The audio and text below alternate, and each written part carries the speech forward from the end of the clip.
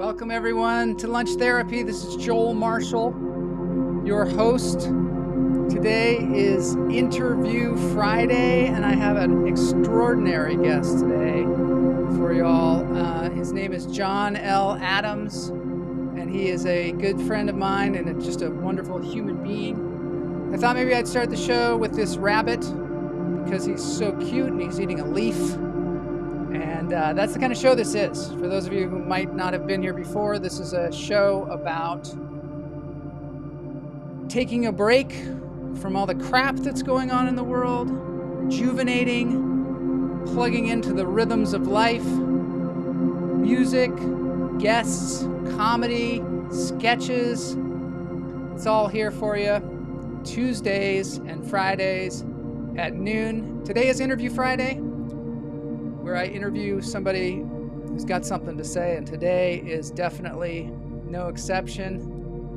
I've got John L. Adams here, so let's get into this thing. Hey, Guy Fly, how is your eye? I'm gonna get myself a modem. I'm gonna get myself a modem. Hey, Guy Fly, I'm gonna get myself a modem. I'm gonna get myself a modem. Hey, Guy Fly, I'm gonna get myself a modem. I'm gonna get myself a modem. Hey, Guy Fly. Okay, today I've got Malte Martin again, playing his hand pan. Malte is from Germany. It's just the portion of the show where we breathe and check in, see who's here. Cappy, ahoy. Ahoy from Chuck Goldsmith. Everybody's checking in and saying ahoy, which is a great thing. Belo's eating a salad as he watches. This is very, very recommended because it is a lunch break. It's not only a break from the crap, it's also you can eat some crap. Well, we don't recommend eating crap, but salad is a good start. And the contests are rigged. Yes, on Tuesdays often, and sometimes on Fridays, we have a contest. We're still working that out. The logistics of doing a contest over the internet. It's cutting edge. It's cutting edge. Alexander, yes. Maybe I should be quiet and breathe while we listen to the hand pans. In through the nose, out through the toes. Hold it.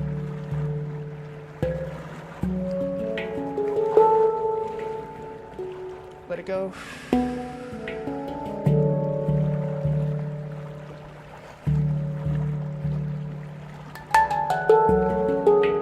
I like the water with this too. In through the nose, out through the toes. Hold it. Let it go.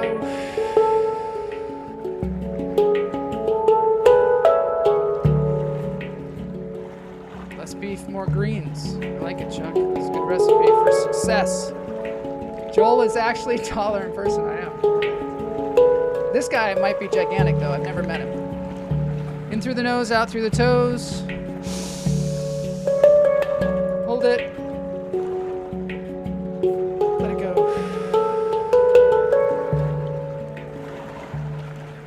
Spring has arrived in Seattle. Finally got there. All right, let's get on with the show. This is going to be Interview Friday. I'm going to tell you a little bit about John L. Adams, at least what I can tell you about him. After this interview, you will know a lot more about him and you'll feel like you know him, I think.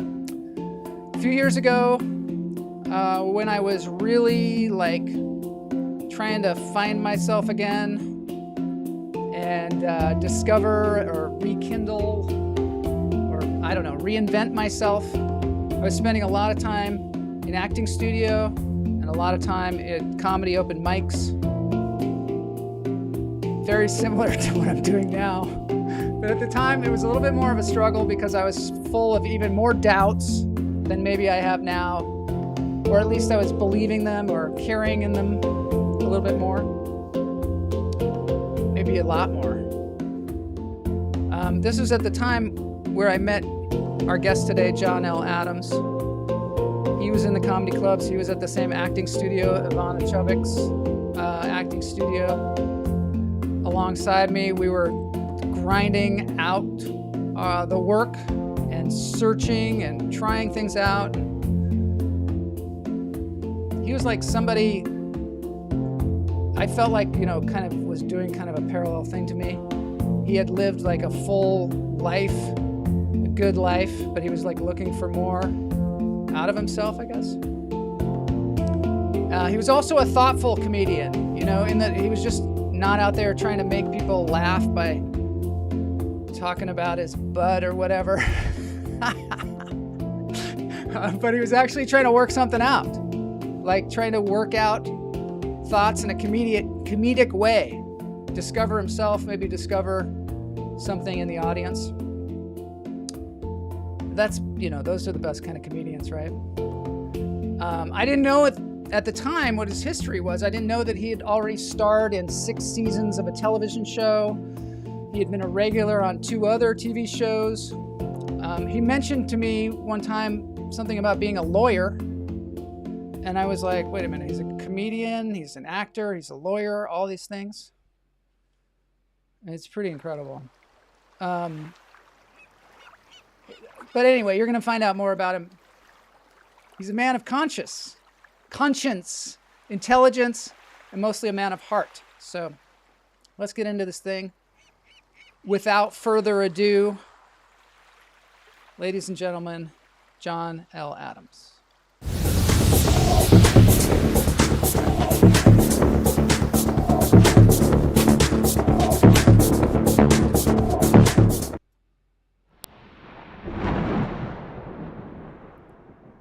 Good to have you here. Are you ready? Are you ready to get some therapy? Yeah, man, I'm ready for it. Ready to get some fighting going on. You in the dojo? I'm ready to spar. Iron sharpening iron, man. I'm ready to do it. That's great. I'm so glad to have you here. John and I met, I guess we met at the Fourth Wall in the Valley. Is that the first time we saw each other? I thought we actually met in Ivana's. Did we meet in Ivana? So we were in Michael Monk's class at Ivana Studios. Yeah. And we were doing scenes and acting. And then turns out we're both comedians as well. Exactly. Which is unique. So do you think being an actor actually helps you be a comedian? Just throwing this out here, just as a question. Not to wax too philosophical, man. I think everything helps. Everything helps. It is my genuine belief that I'll put it to you this way. I'll put it this way by way of a story, and I believe it's in the book 7 Habits of Highly Effective People by Stephen Covey. He tells a story about a guy who wants to be a samurai, and so guy sells everything he has and goes to Japan and goes to some far out outpost and finds in some little hovel of a town some old decrepit samurai master, the greatest living master ever. The guy is ancient. Yeah. And so he goes to the man and he says, "Hey, I want to be a samurai. And how long will it take?" And the master says, "Well, it'll take 10 years. And he says, You don't understand. He said, "I've sold everything. I don't have anything back home. I've come all this way. I've sacrificed everything. And I will come here. I will live, eat, sleep, drink samurai. I won't do anything else. I'll do everything you say. I'll focus only on what you are telling me to do. Now, how long will it take?" And then the master said, "Well, in that case, it'll take 20 years. The moral of the anecdote being to be a samurai, you have to be open to the things that are around you. Having that uber focus can actually retard or impede your growth. Wow. And so for me, comedy is not in a vacuum. Acting definitely helps, especially the type of acting that you and I come from, the school that we come from, Mm-hmm. Ivana is huge on not just sense memory, but on, for lack of a better word, knowledge of self, like Mm-hmm. really, and being brutally honest with yourself, um, not thinking, what she says in her book, not thinking linearly. If it's Yeah. about love, it doesn't have to be love as it relates between you. The love scene has to be a love scene between you and your girlfriend, or you and your wife, or whatever the case may be. You may be wanting the love of a child or your parent. Mm-hmm. Something that's unresolved is what it comes into. And so comedy is kind of like this cup if it Yeah. were styrofoam. And everybody in LA, don't kill me. I know that I should not be using single serving styrofoam cups. Apologize for that, but it's Chick-fil-A. So what are you gonna do? Yeah. Chick-fil-A is delicious. So, but it's like having a cup with condensation on it, Yeah. and you pick it up and there's water all around where it was sitting, but it's dry in the middle. Like comedy focuses on all the things that are on it, illuminates everything, good comedy anyway, Yeah. illuminates everything around what you're talking, so people get that picture.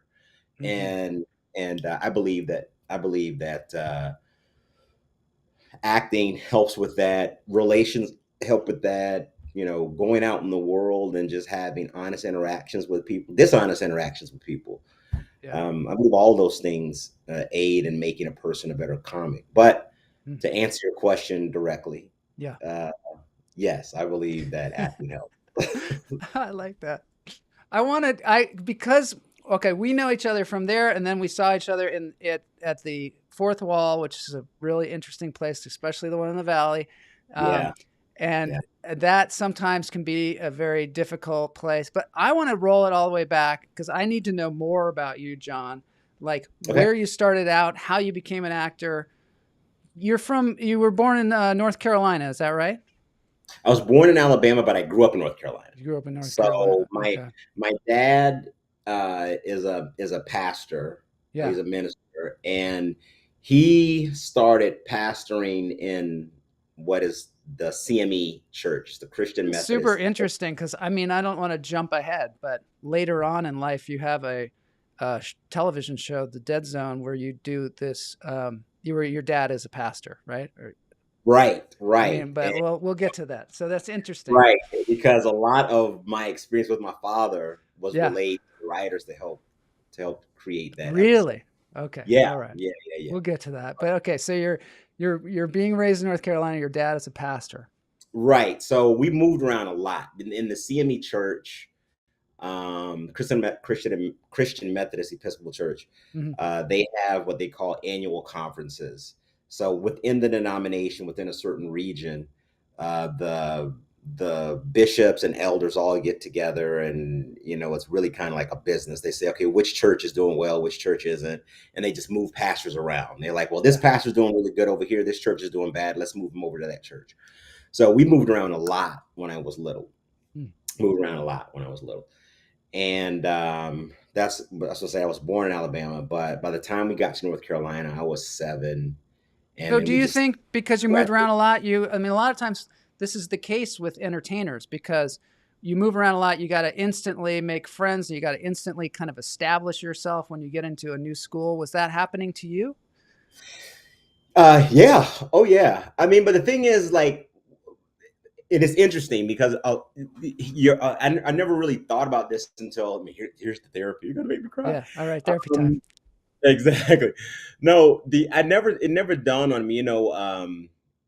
Child psychologists and pediatric science talks about how child's brain develops, and how by the time you're 7, your personality is pretty set. Hmm. And so the majority of the moving that we did was before I was 7.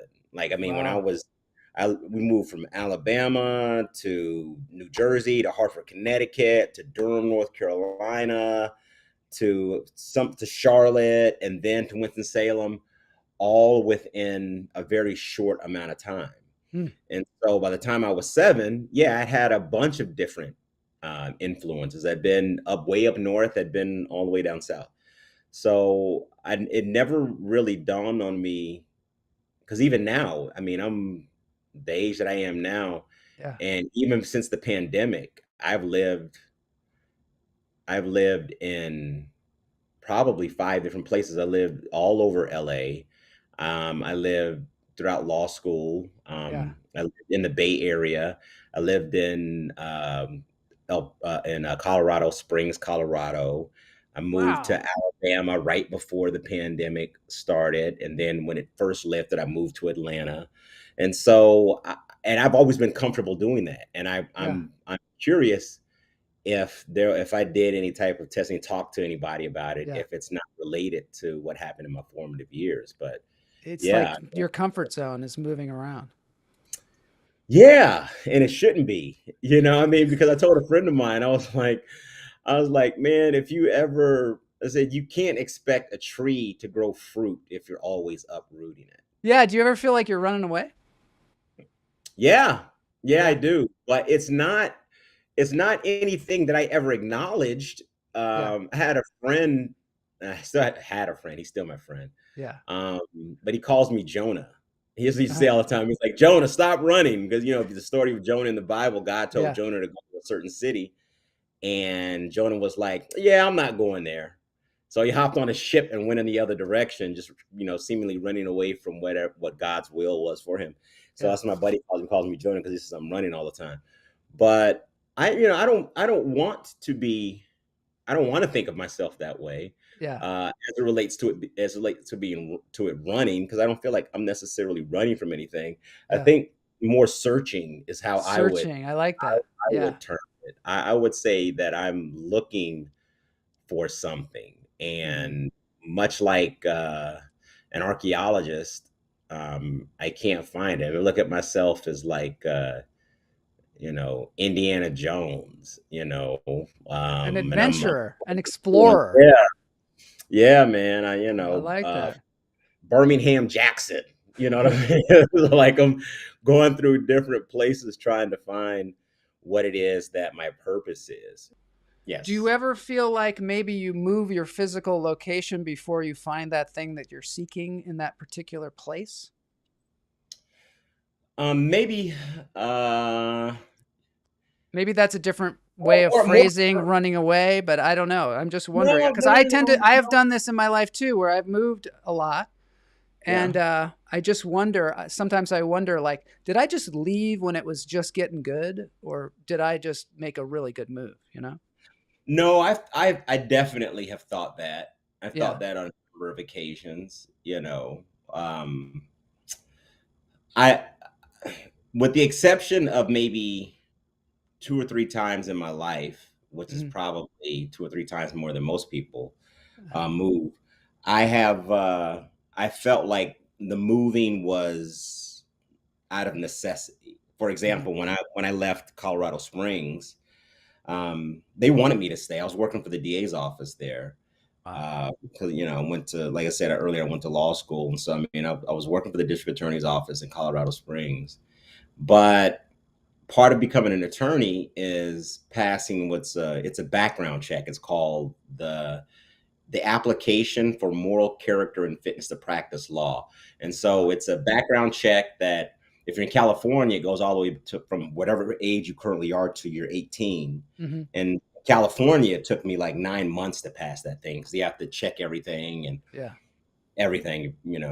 But in Colorado, it was taking forever, like forever. I'd been there for almost a year, and I still hadn't passed it yet. I still hadn't Wow. cleared it. And so I wasn't working as an attorney per se, even though I was working in the office.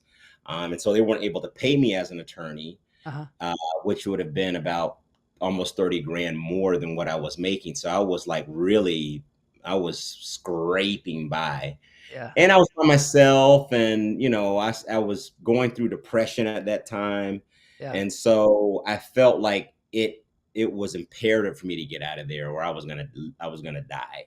Yeah. I felt like my body was wasting away.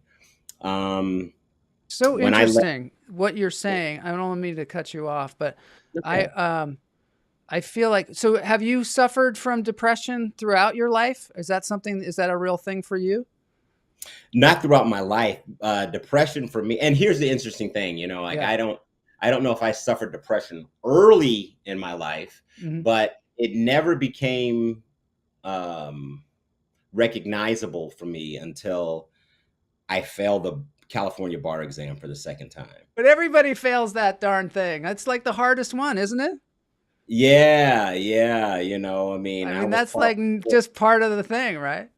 Yeah, he's like, oh, I broke my cherry. Feel like it's good for. Yeah. So it's like but I failed it 5 times. I failed Did the you? California bar 5 times, I hear it's and really hard.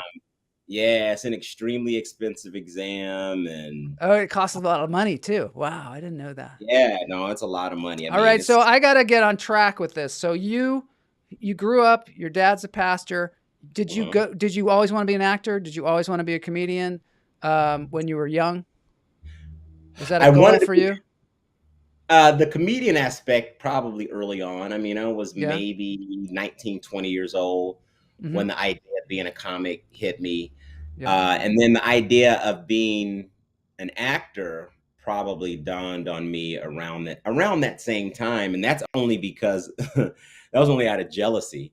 Like I went to my brother's high school graduation, my Yeah. younger brother's high school graduation, and he was in the drama club and they put some Yeah. play on. And I remember watching him, and he was really good. And I was like, if he can do it, I can do it. So, Yeah. I mean, so that's what planted the seed. You were But inspired. We won't even call it jealousy. You were inspired by him I because you was, were yeah, because I like, wasn't jealous of him, but I my brother's loved doing that. Yeah, you're not jealous of him. You're exactly. I just mean, inspired. I Yeah. loved television growing up. I used to record. I had an old Emerson tape recorder, one of the Yeah. long ones, Yeah. and I used to record theme songs from 80 TV shows on videotape and just play them all the time. Like I Really? love television. I did. I love television. Love acting. Love doing impressions. That's great. And then when I saw my brother do that, I was like, man, that's something I want to do. And Yeah. by the time I was 25, I had moved out to LA. Really? Did you go to acting school or anything before you came to LA? No, no. Wow. You What, really what? like hit it the ground running, I think. I mean, like you were Yeah, on Dead Zone for 7 years, right? yeah. For six seasons, did 6 6 seasons of Dead Zone. seasons.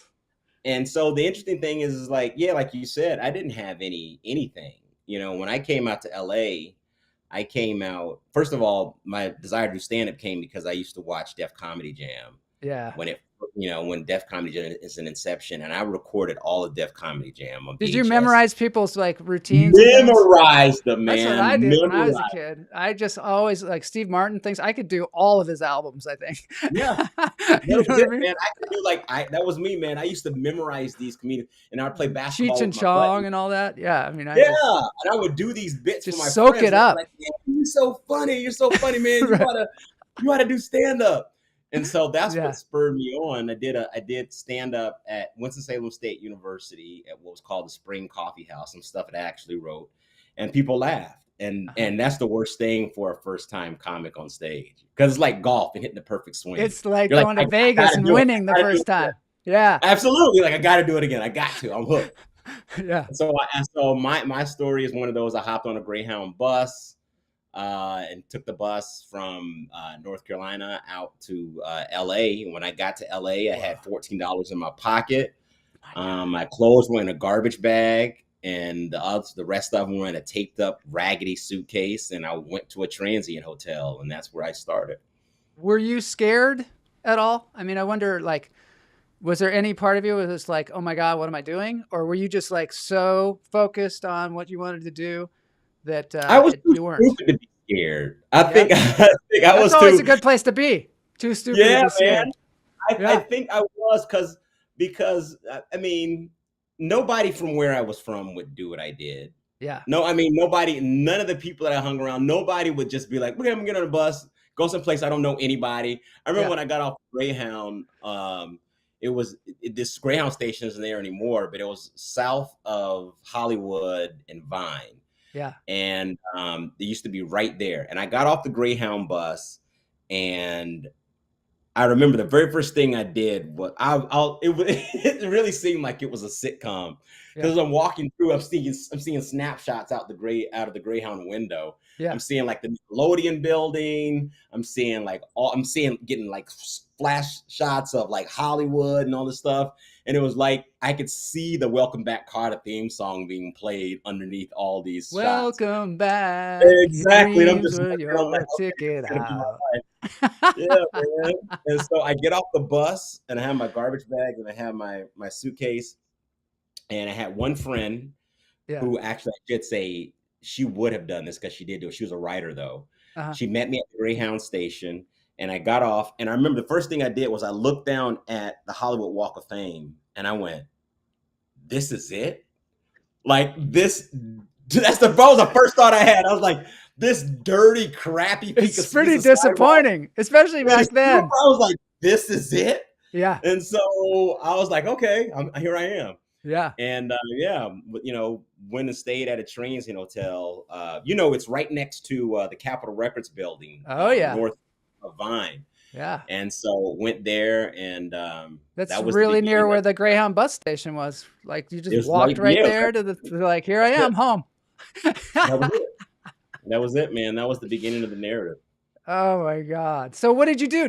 How did you accomplish, like, did you get an agent? Did you just go around, knock on doors? What did you do back then? Back then, no cell phones. This is 98. Pagers? So, no cell phone. Finally did get, I had a pager. Yeah. No cell phone, pager. The very first Thomas thing I Guide? did was Thomas Guide. But I need a Thomas Guide because I didn't have a car. Oh, yeah. How did you even get to auditions? When I came to LA, I didn't have a car either. I used to try and bicycle and do all kinds of weird things to try and figure it out. Luckily, my mom gave me her car eventually. Man, Thank God. You're very gracious to have that kind of mom. Oh my God. So lucky. Yeah. The first thing I did was bought a bus pass. It cost $11. Yeah. So like 10 minutes in LA, all I had was $3 to my name. But I had a bus pass. Yeah, so I could get around. Oh, that's good. I had a bus pass. So, and it lasted for the week. So I had a Okay. week to do it. But I wound up getting a job working at a nightclub in West Hollywood as a bouncer, which was interesting because I was rail thin. I was like bone thin, yeah. And then the second job I got was working at a gym where I started putting on some weight because I was lifting weights all the time, stealing protein powder from the manager there because I was dead broke. So that's how it started. But yeah, man, it took me 6 months. The night that I got my manager is an interesting story because the same way you and I became pretty fast friends is the way I was with pretty much everybody, especially comics. And at the time at the Laugh Factory, which is where my manager and I met, you had to go up. You can only go up once every 3 weeks. And people would get there to get these little 3-minute spots, sometimes at like 5 o'clock in the morning, and literally sit outside all day long to sign up at 6 o'clock at night to do 3 minutes. 3 minutes. Yeah, 3 minutes. I mean, literally wait 15 hours to 3 minutes. So I'd get there at unbelievable 4:30 in the morning. Yeah. And I would just sit out there all day. And so I did this for about 6 months in a row. Oh my God. This one particular day, and what would happen is when comics would come, because it was every 3 weeks, you were usually there with the same comics. Because it was like, if you come up with me this time, if you want to do it again, you're going to have to come in 3 weeks. So I would always see you and I always see whoever, not you in the story, but the you. Yeah. But it'd be the same group of comics. Yeah. And so we had each other's backs. And if one of us had to go to the bathroom, it's like, run across the street to Virgin or McDonald's, whatever, and then come back. And we kept our own little list. And there's a sign on the Laugh Factory door. I don't know if it's still there, but it used to say, no, we don't recognize any previous lists. And so we're like, whatever. So we kept our own list. And this one particular time, this guy showed up. It was probably like 2 o'clock in the afternoon. And I was there. And then some people left and they came back. So at night when it's time to sign up, he's like, everybody's waiting. I always love to be the last comic. I always wanted to be number 20. So I'm like, okay, that's why I got this early. So I signed up 20. So I'm sitting there waiting. I'm looking on my list to make sure that nobody's like breaking in line so I get bumped. And it gets to this guy and he wasn't on our list. So he was like, that's the guy. He starts pointing to me and saying that, like, I made a list and all this kind of stuff. And he was wanting me not to go up. And it almost started this whole fight. And the other comics were like, John, just take my spot. Just take my spot. And I'm like, no, I'm not taking your spot. I mean, there were such gracious people in the stand-up community. So it was like, no, I'm not taking your spot. Been out here for freaking 14 hours. No, we're going to talk to Jamie Masada, who's the owner of the Laugh. We're going to talk to him tonight. Oh my God. Yeah. So we show up, and Jamie was like, so we show back up, and her name was Wendy at the time, who used to be his assistant. We go to the door, and Wendy's like, yeah, Jamie said you two can't go on tonight because you almost started a fight. And I was like, no. Whoa. I was like, I need to talk to Jamie. So this guy, he just turns around and starts to leave. He was like, I don't care. So he turns around. So I go in and I talk to Jamie, and I'm like, look, Jamie, you know me, you see me. I've been here for the last 6 months. You see me all the time. I don't ever start any trouble. Yeah. And he goes, buddy, where's the other guy? Where's the other guy who was out in the fight? Where's the other guy? Yeah. And I was like, I said, he left. And then he goes, okay, you go on. It's okay, you can go on. And so I walk out like an idiot. I walk outside and I see the guy standing there, and I'm like, you're leaving? And he goes, yeah, I'm leaving. I can't go on. Why are you still here? And I'm like, I'm here to support my friends. And so he was like, so he walks back out. So now I'm pissed. Yeah. I have come trying, my head was like, I've been waiting all day. I want my material to be right. Yeah. And much like we learned in acting class, which I hadn't started taking yet, I just used it. I got on stage, and I'll never forget, my material that night was about Sesame Street and how Sesame Street sucks because it's not relevant to today's kids. It needs to be about pimping hoes and shooting drugs and stuff like that. But I am angry because I'm mad about what happened to this guy. People are falling over their tables. They're like, this guy is so... I mean, I was pissed off doing this whole Sesame Street thing. And so the guy who became a manager was doing a showcase for his clients that same night. And all he heard was the laughter because he's talking to his clients. But then he peeped his head around the corner. He saw me. And then I got off stage, and he walks over to me, hands me his card. And he was like, hey, my name is Jeff Gitlin. You know, I'm doing a showcase with comedians here tonight. Man, you're really funny. We should meet. And I was like, yeah, okay. Never forget his card. It said Jeff Gitlin, Avenue of the Stars, talent manager. He was in Century City.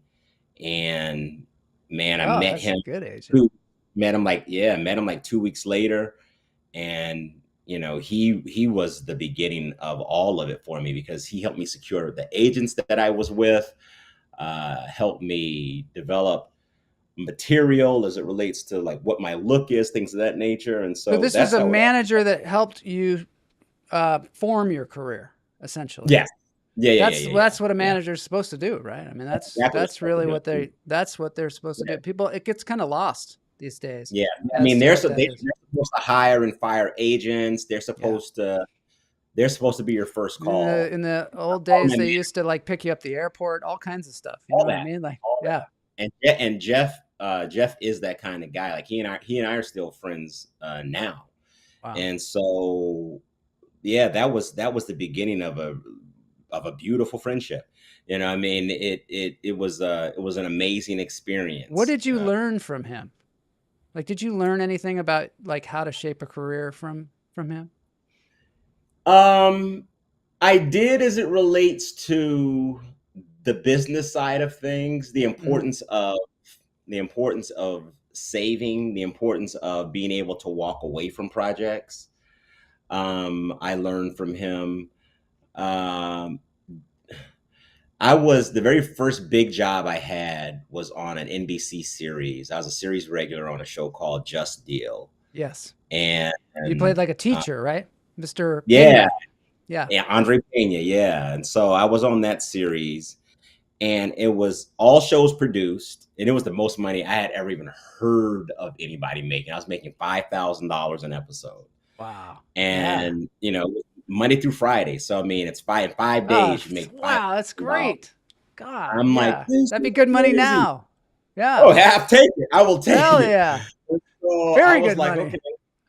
And so it also produced 13 episodes. And so the first season was over with. And Jeff calls me one day, and he's like, so I got some good news and some bad news. I was like, hey, I don't care. Give me whichever. And he was like, so the good news is the show's getting picked up. He's like, the bad news is they want to take you from being all shows produced to, you know, just the shows that you're in. But they don't want to release you to allow you to be able to do other projects. So you'll still be committed to So them they want their for cake the and eat it entire too. season. Yeah. Yeah, but you can't go do other jobs Huh. during that time. And I was like, well, what do you think I should do? And he was like, John, I see bigger things for you. Like he said, it's your call, but if I were you, I would pass on it. I would just pass on it. And this entire time he had been talking to me about saving money, at which point I had still failed to do, Mm-hmm. Mm-hmm. But I was like, all right, man, cool. I mean, I took a shot on myself coming out to LA. I'll take a shot on myself doing this. And literally, it was scary for me, but within, I don't know, 2 months, I was testing for other projects on UPN. And then, like, within another month, I was a recurring on Girlfriends. And Yeah. then, and during that time, I had auditioned for The Dead Zone and had booked it. I did a project for Steve Laurie at the time. It was called not Steve Laurie, Chuck Laurie. It Chuck was Lorre, yeah. called the Untitled Chuck Laurie Project. And so turning down what seemed like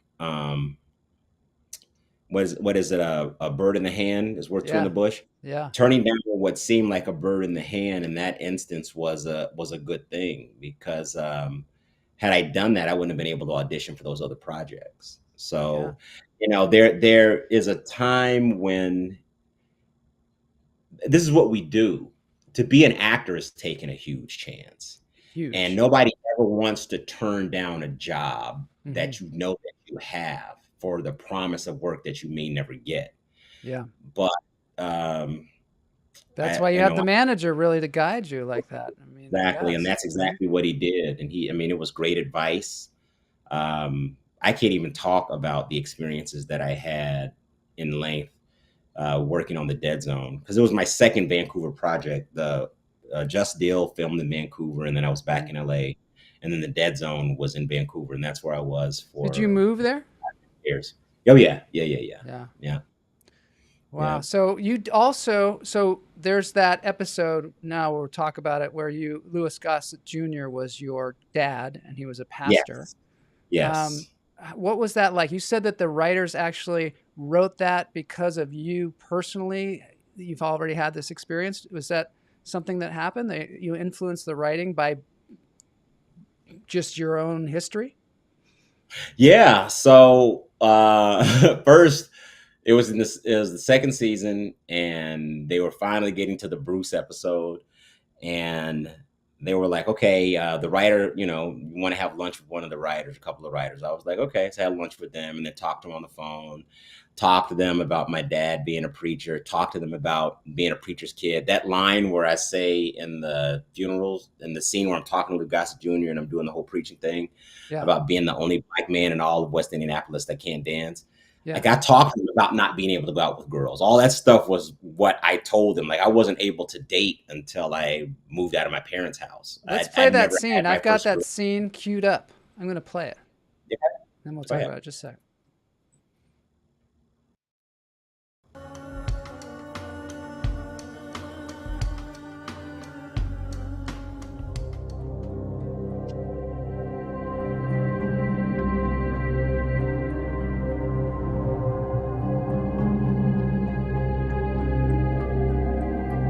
In time, you'll find a way.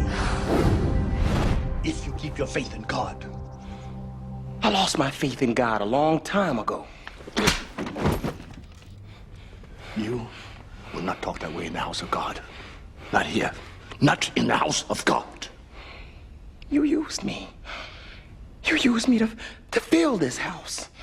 You used me to fill your collection plate every week. You were doing God's work. Oh, so was it God that took away my childhood? Was it God that wouldn't let me play ball or be with a girl or go to the movies? I'm the only black man in all of West Indianapolis who can't dance, Daddy. And I heard an angel say with a loud voice, woe, woe, woe, woe to the inhabitants of the earth. I never heard the angel, Daddy. You will. You will. Armageddon, the end is near. How can you possibly believe anything that we preach on Sundays? I believe in his teachings. I don't. You deny your destiny. You deny God himself. And you deny me. Nobody has a destiny. We're all just stumbling around in the dark.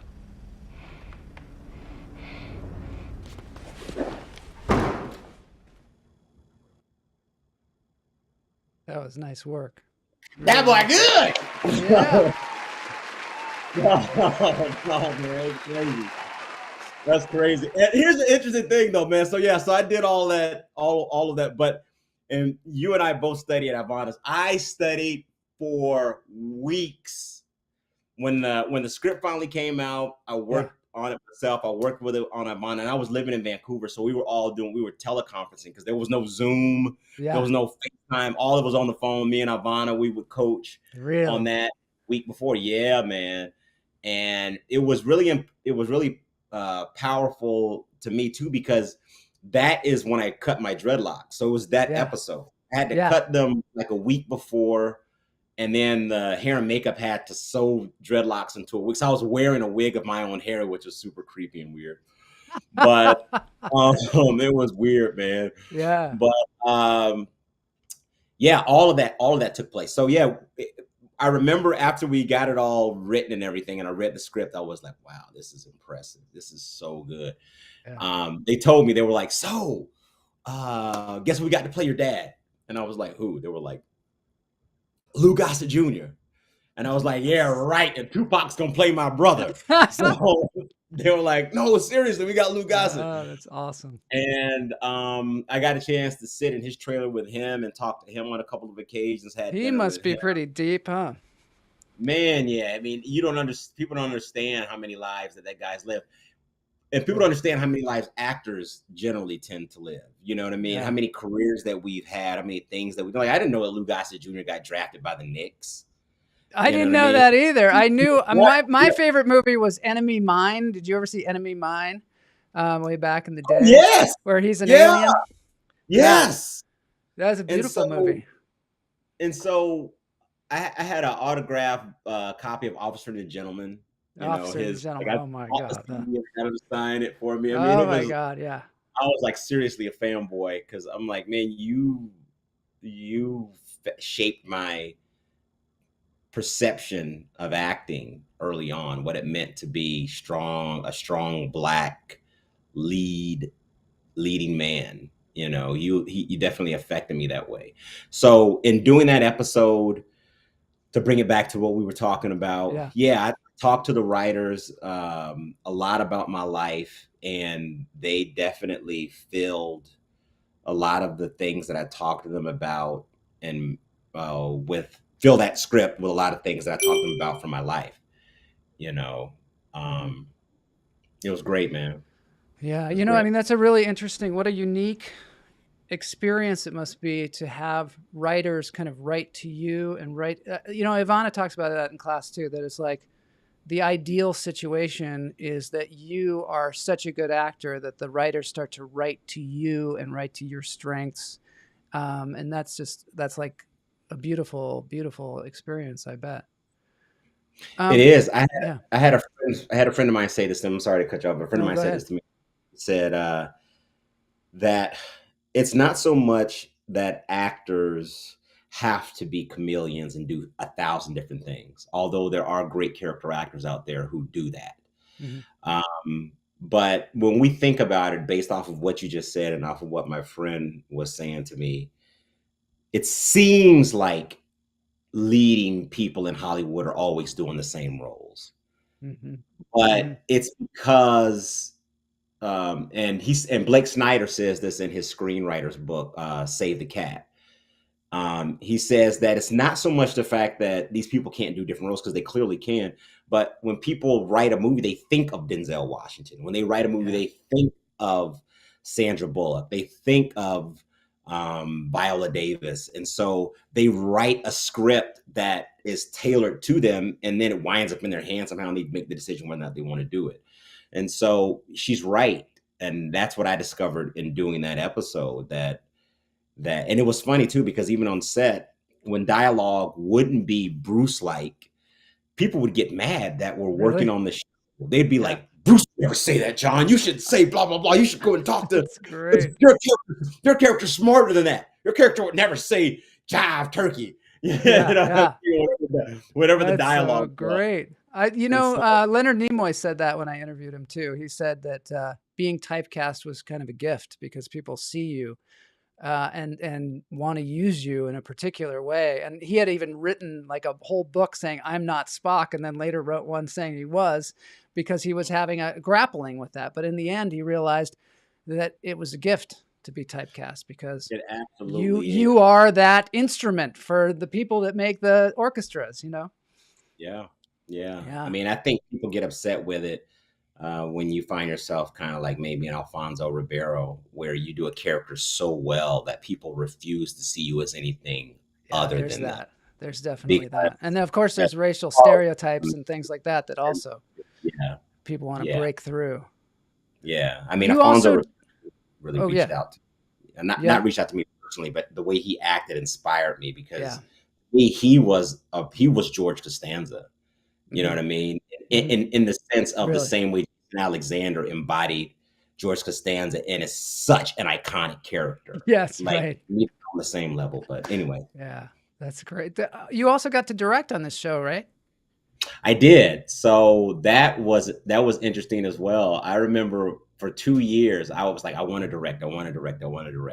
And then I set out to do that. I had no directing experience at all. But what I did do was I never stayed home. When I wasn't on set, I was in the editing bay. And I talked to every director on the show that I worked with up to that point. And then I would take their notes and I would go back in the editing bay and I would just pepper the editors with questions all the time. And then I sat in all the production meetings. And then I went on scouting locations with them for 2 years. And so it was a different type of directing school. Yeah. But the interesting thing that I realized too is that when you are in a project, any type of episodic show, it has, and I knew this, it has its own theme, it has its own look, feel, things of that nature. So I'm really directing in a box. It wasn't like directing a feature where I'm having to create out of whole cloth how to do this thing. Yeah. I just really had to come up with the narrative. And then a piece of advice, I got 2 great pieces of advice. One was from this director named James Head, who told me, he said, John, plan out everything that you want to do, because every day something will go wrong. As a director, every day something is going to go wrong. He's like, but it's easy to deviate from what goes wrong if you have a plan. Yeah. And the very first day on set, they pick me up. I'm being driven in the set, and I remember going down this gravelly road, and the transportation guy came to me and he stops us as we were passing him. So the guy's driving, he stops and he goes, "Whoa, whoa, whoa, whoa." He goes, "Hey, John, how you doing?" They didn't call me, they started calling me boss, because I was directing. "Hey, boss." I was like, "Hey, man." And I was like, "What's up?" And they were like, "So we got some bad news. That pickup truck that you wanted, yeah, we can't use it. We're going to look for you another truck right now." And it was like the first shot of the day. Oh, And man. I was like, I said, "Dude, I haven't even had coffee yet. I haven't had coffee." And so I learned that. But then Rob Petrovich, who was he's one of the best producers that I ever had the opportunity to work with, and definitely in Vancouver, he's the creme de la creme. But Petrovich told me, he said, "So John, here's the good news. We're going to let you direct." And I was like, "Okay, all right, great." I was like, "Well, what's the bad news?" He was like, "Well, it's not bad news, but you have to make me a promise." I was like, "What's that?" He's like, "You have to promise me that you will not cry." And I go, "What? No, cry? What about cry?" He said, "Every director that's new on this show, every director has cried." And I go, You mean like they just have a breakdown? They just have a breakdown? Yeah, exactly. Yeah. Oh my God, that's Yeah. hilarious. All of them cry. So I'm like, okay, I was not gonna have to name. So we had a shot where it's a carnival scene, Yeah. and they had just mowed this huge straw field, Yeah. and it was perfect. They were going to put the carnival up, and everything was great. The day we get there, everything is great until we have to start shooting that scene, and it just starts raining. It doesn't rain in Vancouver. It kind of drizzles. Yeah. It starts raining. So if people have never been in a freshly, mowed straw field, it's nothing but mud. I'm talking about thick, Oh my God. sloppy. You can't put down tracks. You can't, like, no dolly, no none of this stuff. And then and it's a carnival. So I have 100 extras. And it's like, I like all this stuff, and I'm sitting in Video Village, and I'm just sitting there, and I'm just watching the rain come down. And so they're like, "We got it, boss. Don't worry about it. Don't worry about it. So we're gonna do this guerrilla style." So they couldn't put tracks down. They're literally like picking the dollies up, carrying them, sitting them down in the mud, shooting, picking them up, just shooting them down like.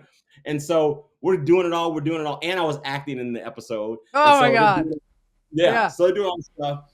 And so they finally like, okay, we're going to go to a different setup. And so I take out my sides and I walk off from everybody. I told the second AD, I was like, listen, I'm going to be on that side over there, just looking over this stuff. So I walk into what the next scene is going to be, and I'm in there by myself. It's like it's like a tent meeting where a preacher's supposed to be preaching. Uh-huh. And so I'm sitting in there, and I'm reading my sides and looking at the shot list. And dude, tears started to well up in my eyes. And I was like, fight it, suck them back in your eyeballs. Oh, that's so great. There's no crying in Dead Zone. Exactly. As soon as it started happening, the second AD goes, John, they need you on set. And yeah. Got something in my eye. Exactly. It's raining inside the tent. Yeah, man. So, you would think it would rain a lot if you shoot them. I'm from Seattle, so I know exactly what it's like in Vancouver. But you see the kind of rain it is. It's not like heavy storm rain. But it could go on forever. Yeah. But this was rain. This was like rain. Yeah. And so they're like, we're going to do this next shot. And this is it. Here's the great thing, though. And I know we're going to talk about some other things as it relates. Yeah. Hopefully, I don't know how much time we have, but talk about like, beliefs and systems of belief, maybe a little bit. Mm-hmm. But I prayed. I did. I was like, God, you got to help me. Please help me. And so we walk outside, and I promise you, when we walked outside, it was literally like the sky opened up right over where we were shooting, and it was just blue. Wow. Just blue. I'm like, let's shoot! Wow. So we shot all this stuff real fast and as soon as we got cut, we're moving into the tent. It was like the sky just closed back up and started raining again. It was the craziest. I'll never forget that. The more and more I go along in life, the more I realize I got to let God, I got to do the work. But Absolutely. The let go, let God thing is becoming more and more real to me every day. I tell you that. I wanted to ask you also about this thing about you being an attorney. You went to law school. How did this happen? What made you suddenly decide to be a lawyer? Were you a lawyer before you started acting, or was it like all of a sudden you're just like, now I'm going to be a lawyer? No. So when I was 13, I fell in love with Judge Wapner. Uh-huh. I love People's Court. I love People's Court, man. I loved it. I was fascinated by it. I was fascinated about how this guy, simply because he had on a black robe, could make people do what he wanted them to do. Mm-hmm. And as you can see, I've always talked a lot. Mm-hmm. And so people are like, oh, you're going to be a lawyer. You're going to be a lawyer. People have been saying that to me forever. Yeah. And so I was like, okay. And then I saw People's Court, and then I was always drawn to and fascinated by law dramas on television. So it was a mix of like law and entertainment. It was like law and acting. I mean, I love Blair Underwood and Law and LA Law. And those shows are great. So like all these shows, that were impactful to me in my childhood. And then when I went to college, right out of high school, I was a member of this group that went to the Oklahoma State Capitol, where we did like mock legislation. We had a mock House, mock Senate. And part of it was a moot court competition. And as a 17-year-old kid, it was an intercollegiate competition, so it was like all the schools in Oklahoma, and I beat out everybody in my first competition. It was a moot court. I Wow. had never done moot court before. I came in first place, and I was like, okay, maybe there's something to this law thing. And then I went back the next semester, and I Yeah. would have won. I would have come in first place, but I was feeling myself, as the people say in the South, and I started arguing with the judges, which you're not supposed to do. When they start talking, you're supposed to shut up. And the judge asked me a question, and I was like, Didn't "Excuse you me." learn that from Judge Wapner? All right, Don't I argue know. with the judge. But listen, I thought it was Johnny Cochran. I'm like, man, Yeah, no, right. and he was like, I was like, he went to ask me a question. And he was like, listen, I blah, blah. And I was like, excuse me, Your Honor, can I finish? And he goes, no, you'll stop talking. And I was like, and so they took off a bunch of points. So I wound up coming in second. Wow. But afterwards, they came to me and they were like, we love we love you. We love how your mind thinks. Why don't you think about being a judge with us next semester, as opposed to doing the competition? Just sit up on the panel with us and wear a black robe. So that's how it started for me. So it was always planted there. And then after I started acting, and we had the huge actor and writer strike where everybody was laid off. It was like Yeah. 2004 or 5, something like that. Hmm. Right on the heels of that, not too long after that, I just started to see a lot of social injustice, like see it, not that it hadn't existed. Hmm. And I just felt like acting at that time was not as important to me as desiring to be a voice for Black people. Hmm. And I didn't know how to do it other than to go to law school, but I hadn't even finished my undergraduate degree. So I had to go back, go to night school, finish my undergrad degree, and then I, went right into law school. And then I think after my first year is when Trayvon Martin was killed. Yeah. And so I was like, yeah, this is where I'm supposed to be. And so that's how law transpired for me. I worked at the LA County DA's office all through law school, right after I got out of law school. And then I went and worked at the Santa Clara County DA's office in Santa Clara County, up near the San Francisco in the Bay Area. And yeah, man, I loved it. I remember when we were hitting the fourth wall and you were like, yeah, I get off work and then I go there. And I was like, what do you do? And you're like, I'm a lawyer. I'm like, what? You're a lawyer too? All this and a lawyer as well. And yeah, that's amazing to me how you balance your life. Cause you did a play over COVID. Is that right? I did a play based on the life of Nat Turner called Nat's Last Struggle. Yeah. And it was a one-man show, basically. It was a one-man show piece. How did you get involved in that? And what it seems really along the lines of what you're saying about basically being a voice for Black history and for the, just everybody and the civil rights movement and everything. But how did you get involved in that? Well, here's the interesting thing, man. Talking to you is just helping me to remember a lot of different things. Yeah. Because nobody came to me with that. I years ago, I saw a 2-man show called Top Dog Underdog by off Broadway by Susan Laurie Parks. She went to Cal Arts where I went. I think maybe even around Oh, really? the same time. Yeah. Okay. Pretty sure. I might be wrong, but well, the original play was Don Cheadle. Yeah, Don Cheadle, another Cal Arts person. Yeah. Listen, so it seems to be going together. This is my ad for Cal Arts where I went to grad school. Don Cheadle and Jeffrey Wright were original, and then I think Don Cheadle had to drop out to do the second, to do like Ocean's 12 or something. Mm-hmm. And so I saw it when it was Don Cheadle and Most Def. I happened to be in New York that time. I got tickets and I went to go see it. So I'd always, like, as an actor, I'm like, man, a 1 or 2-man show would be sick. And I had read Oprah Winfrey's autobiography, and she started because she wasn't even necessarily a comedian. She just started her 1-man show that had comedy components in it. That was really what it was with her. And so always, and then, Eddie Murphy. And so it was just a mix of different things that comprised this desire to want to be on stage and do a set piece with either just by myself or with another person. Well, couple that with everything that was going on. And I was like, man, I wanted to be something that's poignant, something that is powerful, and something that is, impactful. And I was reading a lot of books by Black authors. I was reading books by James Baldwin and Carter G. Woodson, Miseducation of the Negro, and things of that nature. Mm-hmm. And I was like, oh man, let me see if there's anything with Nat Turner. I'll keep wanting to say Nat King Cole. Yeah. There's a thing with Nat Turner, and I did. I found this piece, but I didn't know how I was going to do it. But I just knew I was going to do it. And so I started asking friends. I was like, do you know how I would do a one-man show?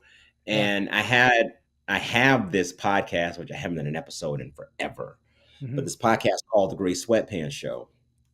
And you guys can, thank you. You guys can look it up, The Gray Sweatpants Show on YouTube or whatever, and see if there's any clips. But even that focuses on Black men's health and mental health, mental wellness, physical health, things of that nature, because I wanted it to be, very directed at my demographic. Yeah. And so I was asking them, friends of mine, how can I do this thing? And my co-host on the show, April Dobbs, was like, I think I might know some people. So she made like 2 phone calls, and there was this guy who's a director, Timothy Jones. And he reached out to me and he was like, yo, man, I'll direct it. If you want to do it, I'll direct it. And it literally, all the pieces just fell into place. And then we just had to find a venue. And so that's really how it came about. Like, I was like, I wanted this thing. I asked some people, and it just happened.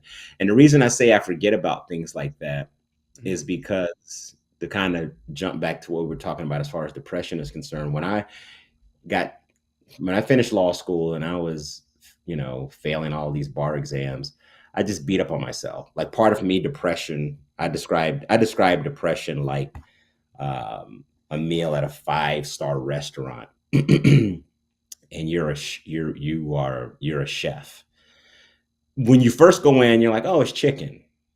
Okay, it tastes moist. It tastes like this. It tastes like moist chicken. It tastes like, but as the longer you're in depression, the more you're like, oh no, this isn't just moist depression. Is that time? Like, there's so much depth to the depression, so many facets to it. Like, people think it's just sadness, but it was more than sadness. It was like sadness, hopelessness, despair, self-deprecation of the lowest form. I mean, it wasn't just, I was just sad. And so over the years, it just got to the point I was depressed, suicidally so, for probably 7 years. Wow. And at the height of it, I had to go see a therapist. Some buddies of mine, who I'll be forever indebted to, came and picked me up. Shout out to Lateef Taylor and my man Big Shawnee One. And so they came, and they came to my house, and they picked me up, and they were like, let's go to breakfast. And I was like, all right. So we went to breakfast, and they were like, dude, you're in a bad way. Like, you're bad. You got to go to the doctor. And I was like, I'll go tomorrow. I'll go tomorrow. Yeah. And they were like, no, we're already here. Let's go now. Well, those are some good friends. Those are some yeah, good no, friends. I was like, all right.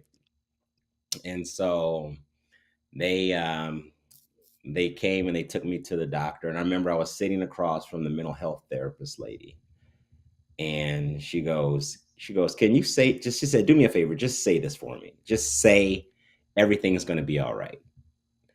And I remember I looked at her, and I could not make the words come out of my mouth. Wow. I said, I can't. She said, I don't care if you believe it or not. I don't care if you believe it. Just say it. Just say everything's going to be all right. And tears started to fall out of my eyes. And I was like, I can't say that. it was so the depression for me was I don't I wouldn't wish it on my worst enemy, man, because Yeah. it was crippling. Um, but you talk about God, or we talked about God earlier, but it was just by God's grace with friends like that.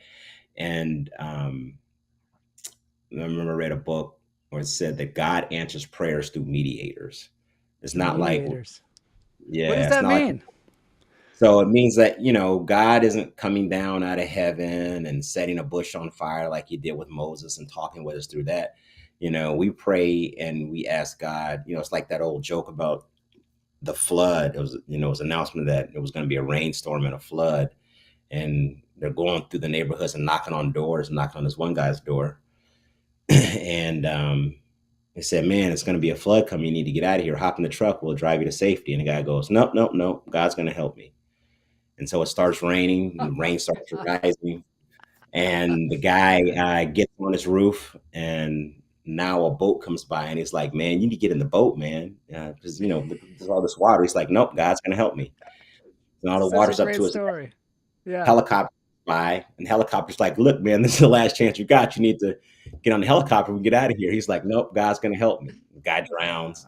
And he's standing before God. And he was like, "God, I don't understand. Like, why didn't you help me?" And God's like, "I sent you a truck, a boat, and a helicopter. Like, what do you want me to do?" What more do you want? Exactly. And so that's what I mean by mediators. It's It's a like great God, story. Yeah. God, God helps. We cry out for help, and then He sends people into our lives. Wow, that's But so we great. we I have to be love sensitive that. to it. We have to be sensitive enough And to, open enough. yeah, and open enough. Absolutely. Yeah. And so Because that's what it otherwise, was. we might like, no, just like that person in the story. No, no, no. I got this Yeah. handled. God's going to help me. No. Yeah. Wow. No. That's my And- biggest problem a lot of times is reaching out to people to help me. oh man, it's You know what I terrible. mean? Yeah. Terrible at asking people for help. You know what I Yeah. mean? And so I'm right there with you, man. But Yeah. I did. I was going, and all this stuff. So when you and I met, I was super depressed. I had Yeah. friends who couldn't. They were like, "You're depressed?" I was like, "Yeah." You have no clue. Yeah. I was heavy alcoholic, Yeah. and by that, I mean I was drinking so much, so much, and it wasn't like to fall down drink. It was to anesthetize I myself. know, man. I know. I know that feeling. I That's like I stopped couldn't drinking a think. couple years ago, and I up until that point, I used it to turn off the voice in my head, or to That's it. anesthetize myself, because I That's it. felt better while it was Yeah. happening. After a while, I felt so much worse the next day that I Yeah. eventually was like, this is a setback for me. Every day, it's like starting from way back from the starting line. And I Yeah. was like, I got to do something else. And that's when I started meditating and finding other ways to make myself happy than Yeah. the chemical of alcohol. Yeah, man. I mean, and I thank God, man, because I've been sober for 6 months now. Yeah. I went to made the decision to go to AA. Yeah. And I realized that I had to stop. I had to stop. So, because for that very reason, that you're saying, is just like, and I was hospitalized like 3 or 4 times and still wouldn't quit. Yeah. Because And so, your mind kind of talks you into this is beneficial for you, and you don't care what yeah. everybody else says. Oh yeah. You need something to like kind of jar you out of it, or some Period. help, or you need help. Other people And so, have even the in the same midst of all experience. that, is when I did the Nat Turner project. Wow, Like, that's amazing. I Yeah. was going through all of that during that time, and just like I said, man, you asking me these questions is making me remember things. In the in the Bible, every time, in the Old Testament, anyways, God is dealing with Moses and Abraham. It always talks about David. It always talks about them building an altar. Like, so something, God would do something for them, and then to commemorate it, they would build an altar, and then they would name it. Uh-huh. The name of the altar is Moriah. It means bitter weeping or something like that, because here's where I wept, God saved me. And so they build all these little things. And so when I made the decision to stop and stop drinking, I bought this ring, right? So I bought this ring, and I just look at it from time to time just to remind me of where I was, not wanting to go back there, and to be like, okay, Yeah. God, I please, like that. stay sober today. But I never would do that with the things that you and I have been talking about, like booking my first acting gig, or Yeah. becoming a series regular, or doing the show, or Mhm. I was so depressed after I came out of law school, and I still haven't done it. And friends of mine have been trying to get me to do it, but I haven't yet to frame my law degree, Mhm. because I didn't feel like I was worthy to frame it because I hadn't passed the bar. And friends of mine were like, "No, passing, like graduating law school is the thing. Is the thing, yeah. So like frame your freaking, your It took diploma." me years to frame my acting diploma from Cal Arts. I have it on my Yeah, wall in my office now, but I had it in because a drawer. I didn't know where it was. Yeah, yeah. I didn't even go to the graduation. Wow. Yeah, and I to this day I'm like, what? I had some excuse. I was like moving Right. across the country Of course and I you had. didn't go. Had some Yeah. crazy excuse, but I didn't even go. And I was Yeah. like telling myself it wasn't that important. But those things are super important. That's why they have graduation, to mark that milestone, that achievement. And I know I That's just it. signed with a manager. I want a new manager, and I need to mark that. You know what I mean? Because Yeah. for so many years I was not reaching out to any managers or agents because I was afraid of, they were going to reject me or whatever. But yeah, I got past that, and that's a milestone. We're going to have to end it here because we're running out of time, but this has Not been a problem, man. such a great experience. I appreciate it. I always have appreciated you, John. When I was doing comedy at the Comedy Store or at the Sycamore Tavern, which is no longer there, Yeah. you would Oh, stop it's not in there and see anymore? no, it's gone. A lot of things are gone. Things are moving around, but I just really appreciated you would come by and watch my sets. And sometimes we'd have conversations on the text about comedy and about the philosophy of comedy. And you said, you should read this book, and we're helping each other out. I just really appreciate your friendship. I hope that we can connect more, even though you're out there in Atlanta, but obviously Man, it's easy now.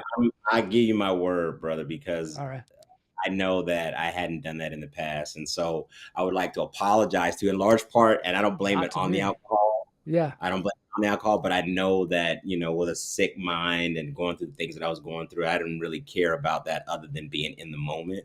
Yeah. But relationships are so much more important to me. So, man, I apologize to you for that. You don't need to apologize to me at all. You were very, very helpful for me in a time in my world where I was trying to find myself again. I'd kind of lost myself. Mm-hmm. I was in a lot of depression. I didn't feel like people were seeing me as I saw myself. Mm-hmm. And it was just great to have you there, a fellow comrade in this, world. And this thing called life. Yeah, this thing called This life. thing called life. That's what Prince calls it. Prince. Yeah, exactly. Ladies and gentlemen, here we are in this thing called life. So, man, I love you, brother. Congratulations on your show. Too. Congratulations on everything that you're doing, man. And right, thanks. I look forward to talking to you and seeing you soon, man. Okay. And I will be in LA in August. So when I get there, I'm gonna look you up. Terrific. All right. Sounds brother. good. Take care, man. All right, you too. All right, bye-bye.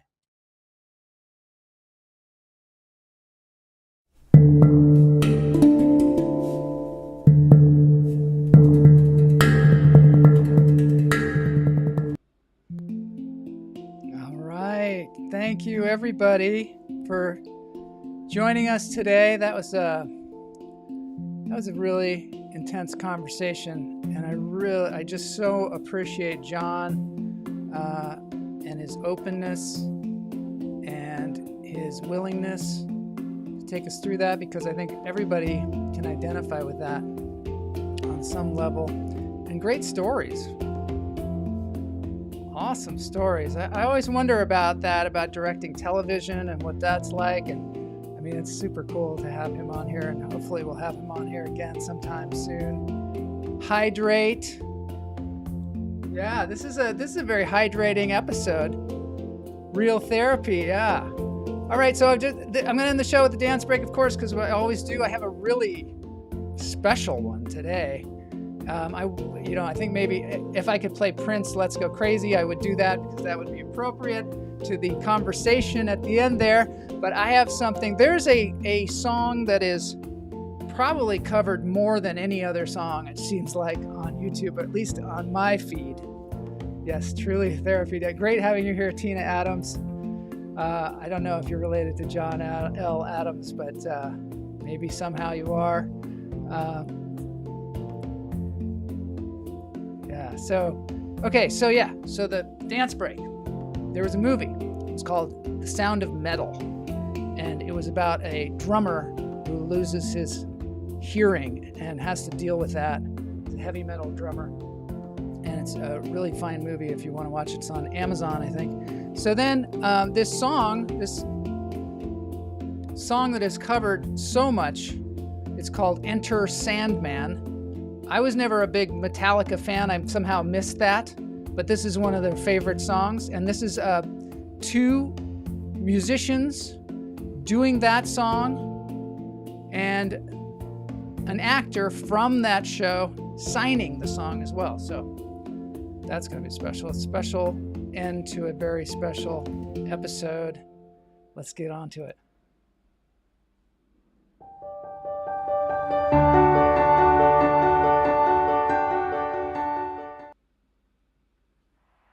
There we go. Enter Sandman. I reached out to Elise. She said we could play this. Hopefully it's not going to get me banned or anything, but it's a great song. And to see somebody signing to the song is super cool. Now,